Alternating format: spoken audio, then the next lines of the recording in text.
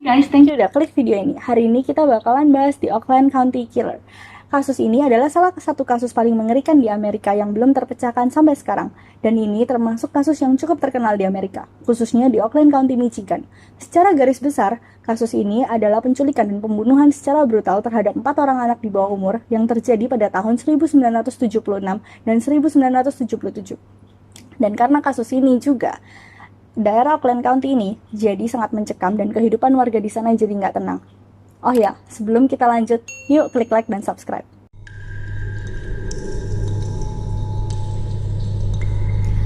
Pada tanggal 15 Februari tahun 1976 dan 16 Maret tahun 1977, dua bocah laki-laki dan dua bocah perempuan berusia sekitar 10-11 tahun menghilang secara misterius, dan 19 hari setelah polisi menerima laporan tentang menghilangnya 4 anak ini, tubuh mereka secara tiba-tiba ditemukan di tumpukan salju dengan luka tusuk, luka tembak, bekas cekikan, bahkan ada tanda bahwa mereka telah dilecehkan secara seksual.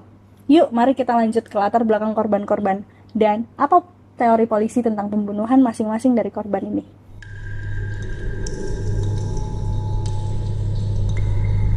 Yuk kita bahas siapa aja korban-korbannya. Korban pertama yaitu Mark Stebbins.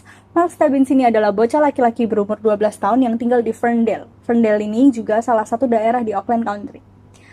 Mark terlihat hidup pada tanggal 15 Februari tahun 1976.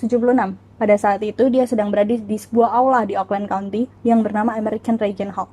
Waktu di aula itu dia sempat nelpon ibunya. Dia bilang kalau dia bakalan pulang ke rumah karena ingin menonton acara favoritnya, tetapi Mark tidak pernah sampai ke rumah dan tidak pernah terlihat lagi sampai 4 hari kemudian polisi menemukan mayatnya di depan gedung perkantoran lokal, terbaling di tumpukan salju dengan pakaian lengkap persis seperti pakaian terakhir yang ia kenakan sebelum ia menghilang. Dan hasil otopsi Mark yaitu terdapat bekas cekikan di leher Mark, luka di bagian kiri belakang kepalanya, bekas jeratan tali di kedua pergelangan tangannya dan di kakinya. Terdapat juga bekas pelecehan seksual dengan benda asing di bagian alat vitalnya. Polisi menyatakan bahwa Mark ini meninggal karena dicekik oleh pelaku. Lanjut ke korban kedua. Korban keduanya adalah Jill Robinson. Jill Robinson ini pergi meninggalkan rumahnya pada tanggal 12 Desember tahun 1976. Kasusnya Jill ini hanya berselang 9 bulan dari kasus hilangnya Mark. Sebelum Jill pergi meninggalkan rumah, dia ini sempat bertengkar dengan ibunya karena persiapan makan malam, dan Jill ini pergi dari rumah menggunakan sepedanya. Menurut keterangan sang ibu, Jill ini memang biasa kabur-kaburan dari rumah, tapi biasanya hanya beberapa jam saja dia sudah kembali. Tapi kali ini Jill benar-benar tidak kembali ke rumahnya. Setelah itu sang ibu pun melaporkan ke polisi, dan sehari kemudian polisi langsung melakukan pencarian.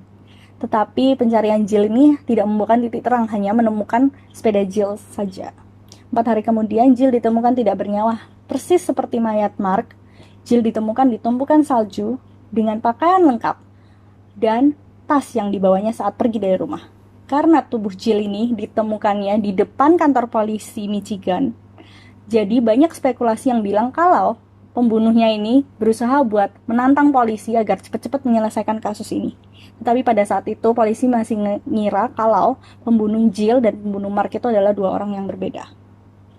Jadi hasil autopsi dari Jill ini ada luka tembakan pada bagian wajah, dan itu hanya satu-satunya luka yang ada di tubuh Jill. Tidak ada tanda-tanda kekerasan seksual seperti Mark. Yuk lanjut ke korban ketiga. Namanya adalah Chris Mihalik. Christine Mihalik ini adalah bocah perempuan berusia 10 tahun yang berasal dari Berkeley. Ya, masih satu wilayah sama Oakland County. Kabar terakhir dari Christine ini, pada tanggal 2 Januari tahun 1977, dia itu pergi ke toko 7-Eleven. Tidak pernah pulang lagi ke rumah sejak saat itu, dan 19 hari kemudian, tubuh Christine ini ditemukan tidak bernyawa, sama seperti Mark dan Jill, lengkap dengan pakaian, dan tubuhnya pun ditemukan di pinggir jalan dengan tumpukan salju di pedesaan Franklin Village oleh seorang postman atau mailman. Menurut otopsi kepolisian, Christine ini mati karena dibekap oleh pelaku, dan ia meninggal 24 jam sebelum mayatnya ditemukan. Jadi polisi berkesimpulan kalau Jill ini sempat ditahan selama 18 hari sebelum akhirnya dibunuh oleh si pelaku. Lanjut ke korban keempat. Korban keempatnya yaitu Timothy King.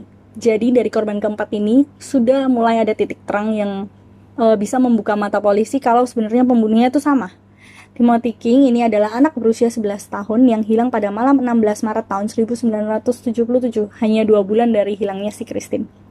Terakhir kali Timothy terlihat, dia itu pergi ke toko obat di Birmingham yang masih satu daerah juga dengan Oakland County. Dia pergi ke sana dengan membawa skateboardnya. Setelah polisi menerima laporan hilangnya Timothy, kasus ini pun diliput secara besar-besaran oleh media lokal. Dan media itu benar-benar mendorong polisi biar polisi ini melakukan pencarian dengan harapan bahwa Timothy ini bisa ditemukan hidup. Ibu dari Timothy ini berkali-kali meminta kepada sang pelaku untuk mengembalikan Timothy, tetapi tidak membuahkan hasil apa-apa dan Timothy pun nggak ditemukan juga.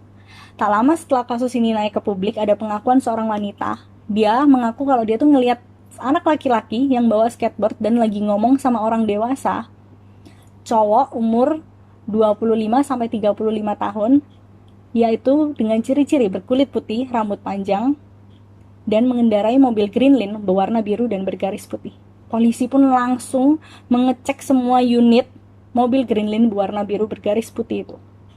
Tapi hasilnya tetap nihil, dan 6 hari kemudian polisi menemukan mayat Timothy di pinggir jalan Livonia. Mayat Timothy ini sama 3 korban lainnya, ditemukan persis terbaring dengan rapi tertutup dengan serbuk-serbuk salju itu, dan pakaiannya Timothy ini menurut polisi dicuci sebelum dia itu dibunuh.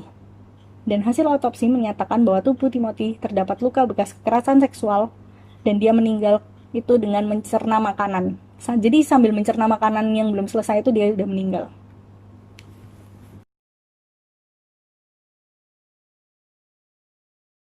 Jadi kasus ini pun akhirnya diselidiki dengan tim khusus yang dibentuk oleh polisi Michigan dan menghasilkan kesimpulan bahwa kasus yang pertama sampai kasus yang terakhir pelakunya sama. Setelah melakukan investigasi dan penyelidikan, tim forensik dan kepolisian pun menemukan adanya helaian rambut di setiap tubuh korbannya. Awalnya polisi menduga rambut itu adalah rambut si pelaku, dan polisi juga membuat sketsa wajah pelaku kira-kira seperti apa dari para saksi. Polisi pun mengecek ribuan objek yang berhubungan dengan pelaku seperti mobil dan lain-lain di seluruh Oakland County, tapi tetap saja hasilnya itu masih nihil. Setelah itu, tim khusus yang dibentuk kepolisian ini akhirnya dibubarkan karena kasus ini nggak pernah membuahkan hasil apa-apa. Dan setelah tim ini dibubarkan, tiba-tiba polisi mendapat titik terang lagi. Yuk kita lihat siapa aja dugaan-dugaan ke polisi di calon-calon tersangka ini.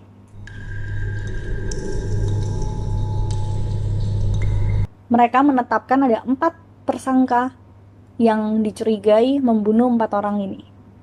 Yuk mari kita bahas siapa aja tersangkanya. Nomor 1, Ellen, seorang psikiater di Oakland County, menerima surat dari seorang bernama Ellen. Ellen dalam surat itu mengaku bahwa dia memiliki seorang teman bernama Frank, dan Frank adalah pelaku penculikan dan pembunuhan dari 4 korban tersebut.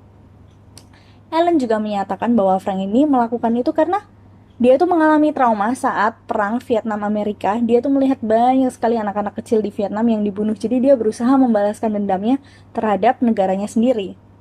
Setelah itu, si Ellen ini pun berjanji dan menyetujui pada psikiater untuk bertemu di sebuah bar. Dan setelah perencanaan itu, Ellen tidak pernah terlihat lagi. Dugaan polisi surat itu hanyalah pengecoh dari si pembunuh asli biar polisi ini hanya fokus ke kasus si Ellen ini aja.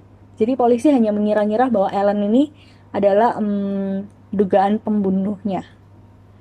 Dan juga kemungkinan benar memang si Ellen ini punya teman yang namanya Frank dan memang temannya ini yang membunuh. Tapi si Frank ini ternyata tahu kalau si Ellen ini ngasih tahu ke psikiater, membocorkan ke psikiater rahasia ini. Makanya si Ellen dibunuh sama Frank dan makanya dia nggak pernah kelihatan lagi. Yang kedua, Chris Busk. Chris Busk ini adalah pedofil yang terkenal banget di Oakland County. Dan banyak orang percaya bahwa Chris Busk adalah pelakunya karena dia memang seorang pedofil yang sudah booming dan sering keluar masuk kantor polisi. Tapi polisi ini benar-benar nggak bisa nyelidikin secara maksimal dan nggak bisa nemuin bukti-bukti konkret karena Chris Busk ini sudah ditemukan bunuh diri nggak lama setelah tubuh Timothy ditemukan. Dan pada saat polisi menggeledah apartemen Chris, di sana ditemukan ada lukisan wajah Mark, yaitu korban pertama. Dan di lukisan wajah itu terlihat Mark itu sangat kesakitan. Polisi mengalami kesulitan karena Chris sudah meninggal dan nggak bisa mengambil sampel DNA Chris. Jadi nggak ada bukti-bukti bahwa Chris ini yang bunuh si korban. Yang ketiga, James Vincent Gunnels. Gunnels adalah seorang remaja 16 tahun yang dijadikan tersangka oleh polisi karena rambutnya yang cocok dengan helaian rambut yang tertinggal di tubuh Christine. Tetapi rambut Gunnels ini nggak cocok sama 3 korban lainnya. Gunnels ternyata juga seorang korban pelecehan seksual dan dia adalah korban dari Crispus. Saat diinterogasi polisi menggunakan lie detector, ternyata dia tuh lolos. Jadi polisi ini punya kesimpulan kalau Gunnels ini bukan tersangka utama, melainkan hanya budak dari Chris yang disuruh membuang mayat Christine. Yang keempat, Edward Sloan. Sloan juga seorang pedofil, sama seperti Crispus. Dan dia dijadikan tersangka oleh polisi karena dia memiliki objek yang juga dimiliki oleh pelaku pembunuhan, yaitu mobil Greenland biru garis putih. Sloan mengaku kalau dia tuh memang punya banyak teman-teman pedofil dan sering minjem-minjem mobilnya. Terus dia juga nggak tahu mereka tuh ngapain. Jadi polisi pun mengambil sampel DNA dari Edward ini, tetapi sampel DNA-nya ini nggak ada yang cocok semuanya sama 4 korban. Jadi Edward pun dilepasin. Dan juga banyak masyarakat yang berspekulasi kalau Edward ini ada main di belakang sama polisi, jadi segampang itu Edward ini dilepasin sama polisinya. Dari 4 tersangka itu, siapa sih yang benar-benar bunuh 4 anak ini? Atau ini cuma skenario aja yang dibikin sama pembunuh aslinya biar polisi itu terkecoh dan gak ketemu siapa pembunuh aslinya? Komen di bawah ya gengs, menurut kalian kayak gimana? Thank you guys for watching. Kalau kalian suka, please subscribe dan like ya. Ditunggu video-video selanjutnya. Bye!